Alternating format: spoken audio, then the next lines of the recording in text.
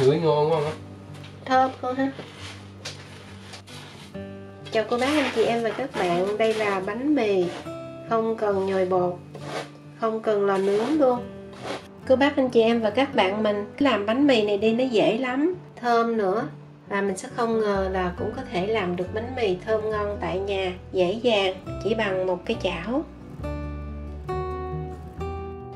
Có ăn chưa con? Dạ. Má, cái bánh mì này má làm hả? Má làm luôn á chứ, hồi sáng giờ má làm đó con. Con thấy ngon không? Cái này nhìn giống như mua quá hả? Mình tự làm luôn đó con.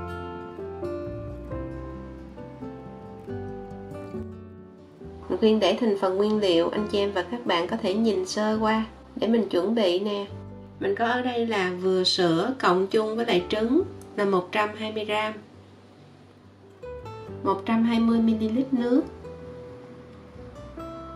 350g bột mì bread flour, tức là bột mì số 13 có hàm lượng protein cao, 2 muỗng canh dầu ăn 25g, 1/4 muỗng cà phê muối 2g, 1 muỗng canh đường 16g. Và tùy theo mùa mình sẽ cho men. Men nâu mùa hè mình cho 3 cho đến 3,5g, mùa đông thì cho 4g. Trước tiên mình cho nước nè, sữa nè. Tất cả nguyên liệu mình nên để ở nhiệt độ phòng. Nếu mình nhồi bằng máy thì mình lấy cái lạnh, còn do nhồi bằng tay thành thử mình lấy nhiệt độ phòng. Cho đường, men, trứng, chừa dầu ăn với muối bột lại. Sau đó mình trộn đều, rồi chờ một chút xíu cho cái men này nó nổi lên. Thật ra đây là cái men không cần kích hoạt, nhưng mà mình muốn kiểm tra coi nó có hoạt động hay không đó, thì mình cho vô trước như vậy, rồi quậy đều, cái mình để một chút xíu ở đây. Khi mình nhìn thấy nó nổi như vậy nè là men còn hoạt động. Mình cho dầu ăn, xong cho bột, cho từ từ 2 lần để mình trộn cho nó không có bị ốc trâu.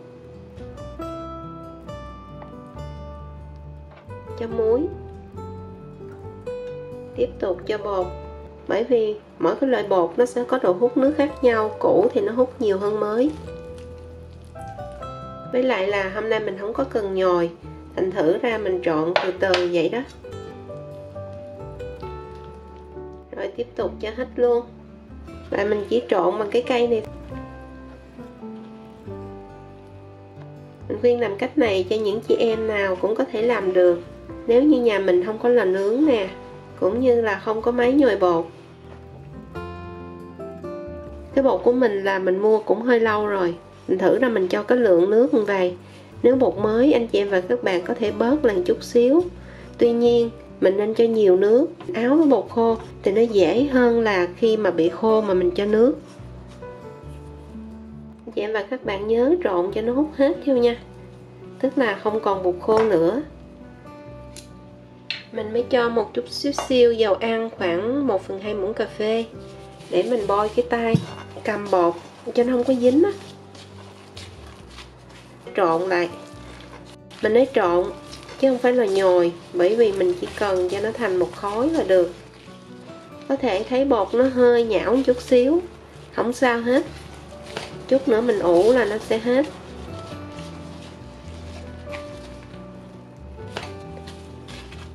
Rồi bây giờ đậy lại bằng cái ni lông folie. Mình sẽ để cho bột nở trong vòng 40 phút tùy theo nhiệt độ phòng của mình. Nếu như nóng thì mình để ngắn thời gian hơn, còn lạnh thì lâu hơn xíu, dao động trung bình 40 phút. Và bột nó nở đầy lên luôn. Nhiệt độ phòng 22 độ C, mình đã ủ 1 tiếng.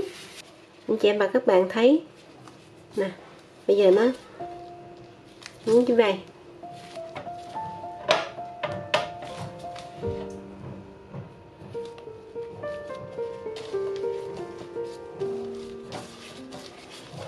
Mình lấy ra cho nó bể hết cái bọt khí trong đây ra.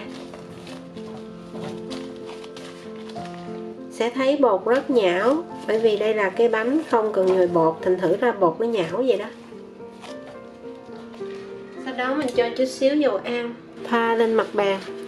Ở những nơi khí hậu nóng, anh chị em và các bạn có thể canh cái thời gian ủ rút ngắn lại. Đó, bột mình lấy ra nè, không cần nhồi, nó cũng phẳng mịn luôn.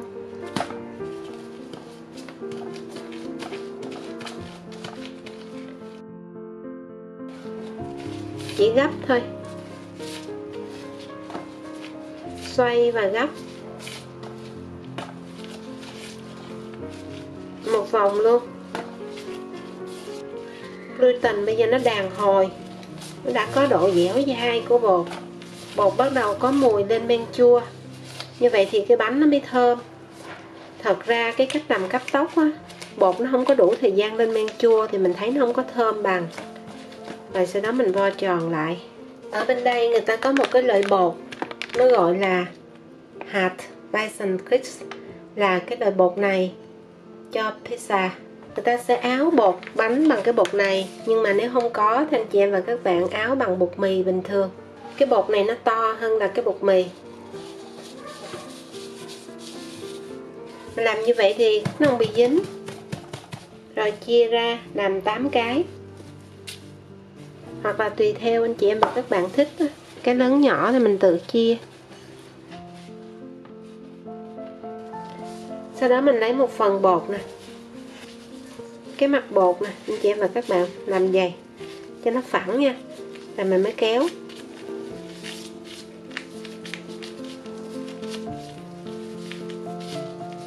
Để cho nó bể những cái bột bong bóng á, thì chút cái bánh của mình nó đẹp hơn. Làm vậy, nhìn thấy cái mặt nó phẳng nha. Và nhớ lấy cô ly đậy lại để cho bột không có khô.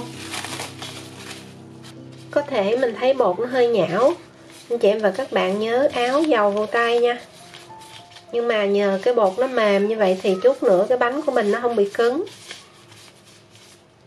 Sao cho cái mặt bột ở đây nó phẳng vậy là được. Nãy giờ cũng 5 phút.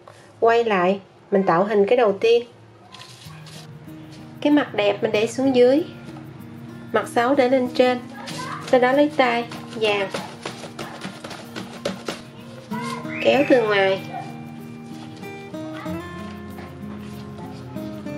nắm lại, mâm lót cái giấy ni lông folie lên, rồi cho chút dầu ăn bôi lên.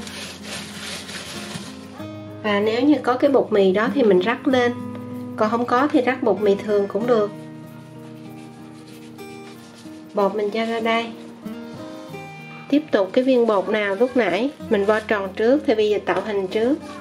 Úp nó xuống, mặt xấu lên trên, rồi cán. Mình cán tròn cho nó ra kích cỡ là 10 cm đường kính. Từ bên đây túm như vậy. Chủ yếu là mình làm cho cái mặt bột nó phẳng, để cho nó không có bị bong bóng.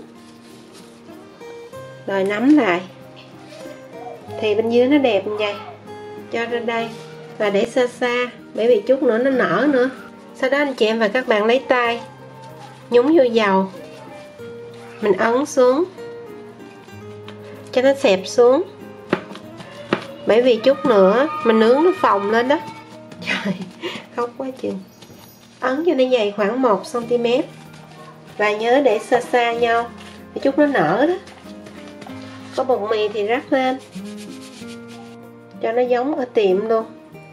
Một lớp mỏng, đậy lại ủ khoảng 20 cho đến 25 phút, tùy theo nhiệt độ nơi mình ở. Trong lúc này mình đi chuẩn bị nhân. Nhân gì cũng được, như là phô mai miếng nè, hoặc là thịt nguội, thịt xông khói, trứng, hoặc là thịt chiên. Sau khi mình ủ 20 phút anh chị em và các bạn thấy nó đầy, sắp đụng như nhau luôn nè. Và bây giờ mình đi nướng bằng cái chảo. Cái chảo của mình nó hơi dày thì cái bánh dễ nở, bởi vì chảo mỏng nó dễ cháy lắm mà nó không có giữ được nhiệt. Mình cho dầu ăn hoặc là bơ một chút xíu xiu, một lớp thiệt là mỏng luôn. Anh chị em và các bạn thích cho nó giòn bên ngoài thì mình cho nhiều dầu. Rồi bếp 9 số mình hạ xuống số 6. Khi đã nóng Bột lúc này rất mềm luôn. Anh chị em và các bạn nhớ áo cái bột tay để khi mình cầm á nó không có bị dính. Ôi mềm quá. Mỗi lần mình nướng được có 4 cái thôi à. Mỗi một mặt mình nướng từ 3 cho đến 5 phút. Thấy nó phồng từ từ lên đó. Bếp mình để số 4. Chị em nào có lò nướng cũng có thể cho vô nướng trong lò được luôn, 180 độ C. Tùy theo cái chảo cũng như là tùy theo bếp của mình, anh chị em và các bạn canh lửa nhỏ thôi. Bởi vì mình để lớn là nó cháy mà chưa chín. Kiểm tra. Thấy nó nâu vàng bên dưới rồi lật lại nha. 1, 2, 3. Đó. Coi chừng nóng phỏng tay.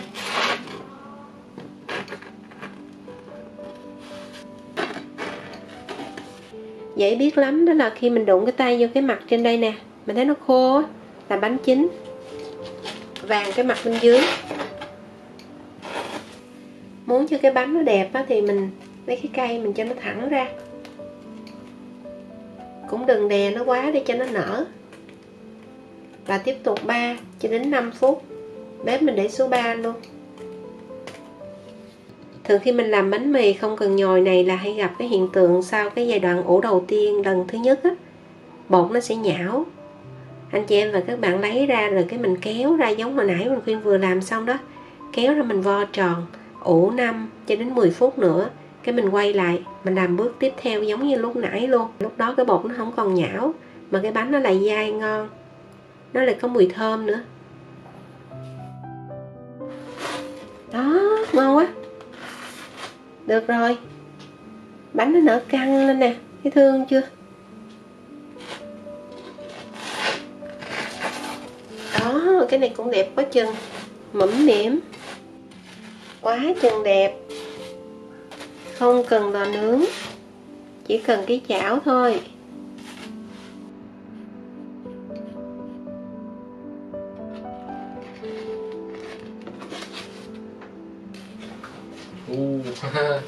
Ngửi ngon quá hả? Thơm không ha? Cô bác anh chị em và các bạn mình làm bánh mì này đi nó dễ lắm. Thơm nữa. Và mình sẽ không ngờ là cũng có thể làm được bánh mì thơm ngon tại nhà, dễ dàng, chỉ bằng một cái chảo. Đó, cái bánh nó nở xốp á. Wow, ngon ghê chưa? Quá chừng ngon. Nở xốp ngon quá chừng cô bác anh chị em và các bạn. Chờ cho nó nguội rồi mình mới cho vô hộp. Có thể để tủ lạnh, để bên ngoài thì khoảng 2 ngày, còn để tủ lạnh thì lâu hơn, còn để ngăn đông thì thiệt là lâu luôn. Nhớ đậy kín nắp lại.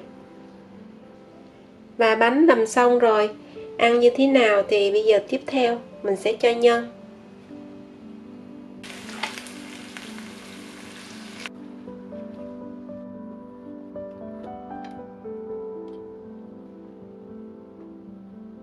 Ngon chưa? Ăn sáng trưa chiều tối, đầy đủ thịt, trứng, rau. Cái màu bánh mì đẹp quá chừng và xốp.